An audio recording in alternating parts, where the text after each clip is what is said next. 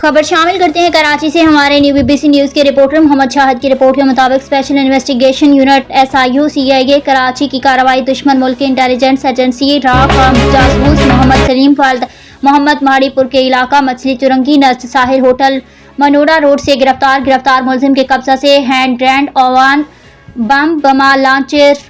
9mm पिस्तौल MPV नवा और मुख्तलिफ महकमा जात के सर्विस कार्ड मुख्तलिफ नामों से हासिल किए गए पासपोर्ट और शनाख्ती कार्ड और दीगर कागजात भी बरामद हुए हैं। गिरफ्तार मुलजिम से बरामदा पासपोर्ट में इसका मुख्तलिफ औकात में पाकिस्तान से इंडिया का सफर बजरिया नेपाल का होना पाया गया है। मजीद ये कि इसके कब्जे से मनोड़ा और चाइना पोर्ट के नक्शा भी बरामद हुए हैं। गिरफ्तार मुलजिम के खिलाफ इससे बरामद होने वाले बम असला नाजायज और पाकिस्तान दुश्मनी के शवाहदात बरामद होने पर उसके खिलाफ झैल मुकदमा थाना SIU CIA में दर्ज किए गए हैं, जबकि मुलजिम से मजीद तफ्तीश की जा रही है।